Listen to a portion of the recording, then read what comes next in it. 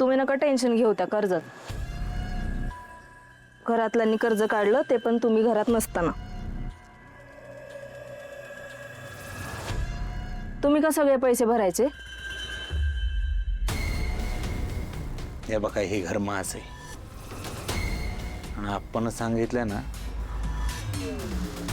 लवकरात लवकर मला पैसे काढावे लागते.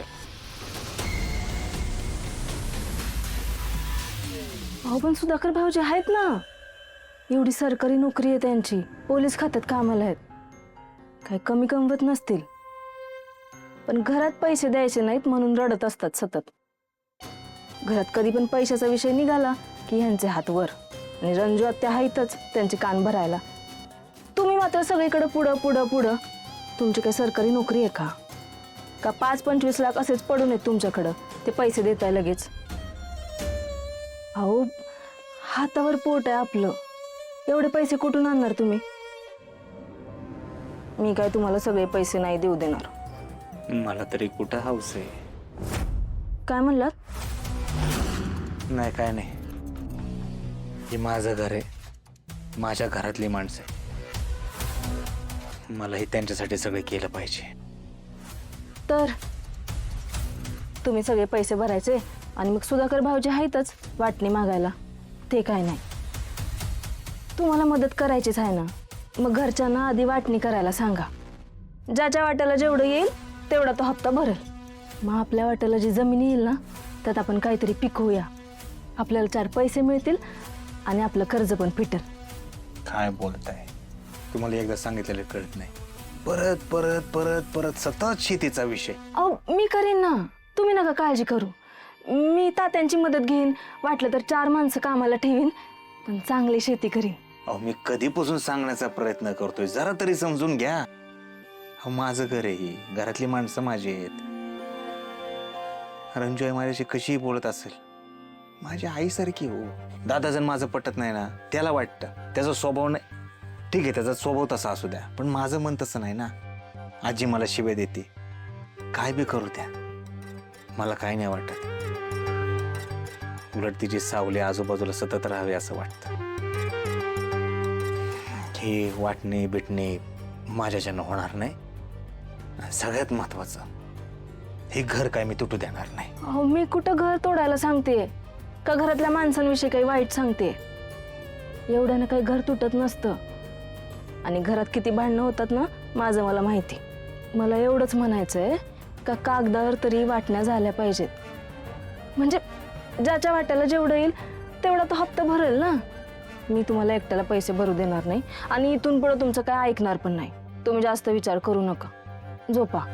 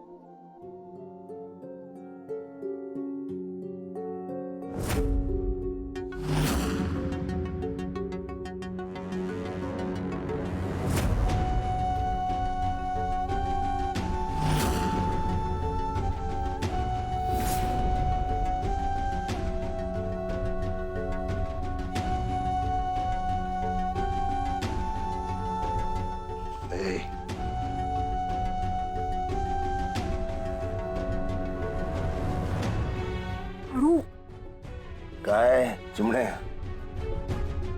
काय झालं गड्या? हा, तुला कोणी काय त्रास दिला का?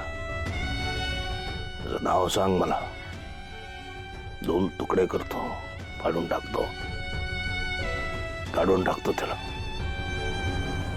हे कसं झालं? तू कॉलेजमध्ये असताना एका मुलानं तुला छेडलं होतं, तुला त्रास दिला होता, त्याचा हात तोडून टाकला होता मी. हो, पण त्याचा या भाजण्याशी काय संबंध? आहे, संबंध आहे. तुला त्रास झाला, मला त्रास झाला. एक मिनिट, तू मला भाजलं म्हणून स्वतःला भाजून घेतलंयस का?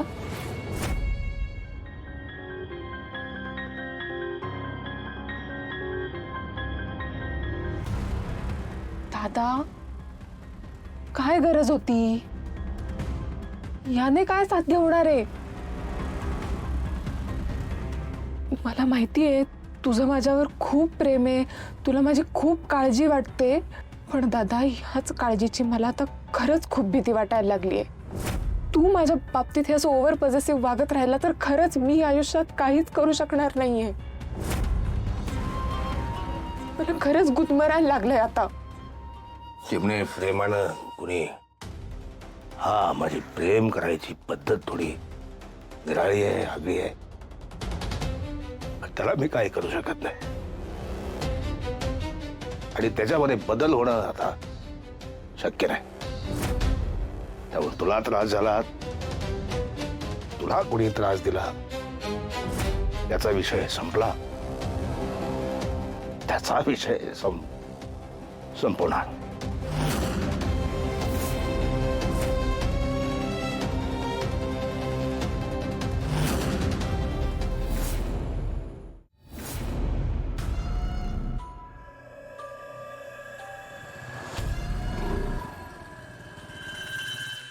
साहेब, या बंगल्यात राहायची ते मनीषा. भूत बंगल्यासारखे दिसते साहेब. पहिला तिचा नवरा गायब झाला, त्याचं नाव मॅक होतं, आणि नंतर ती मनीषा गायब झाली.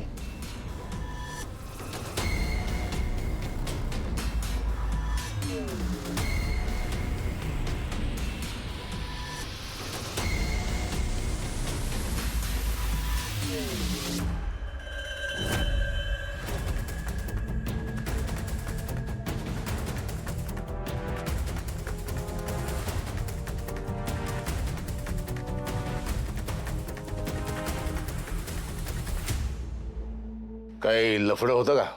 हा, माझं नाही साहेब. अहो, मुलं- युजलेस. हा? त्या बाईचं काही लफडं होतं का? बाईचं नाही माहित. म्हणजे मला कसं माहित असणार, म्हणजे असलं तरी ते काय मला सांगून मला नाही माहित साहेब. हे कोणी येऊन सांगतं का माझं लफडं आहे, माझं लफडं आहे, माझं लफडं आहे बरं का, असं कोणी येऊन सांगतं का? शोधावं लागतं त्यासाठी.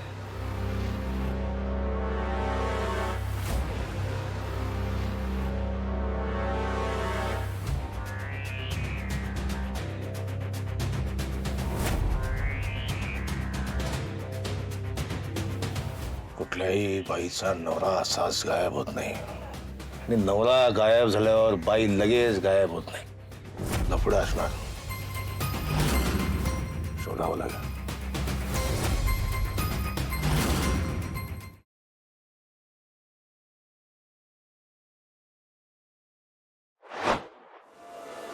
Rari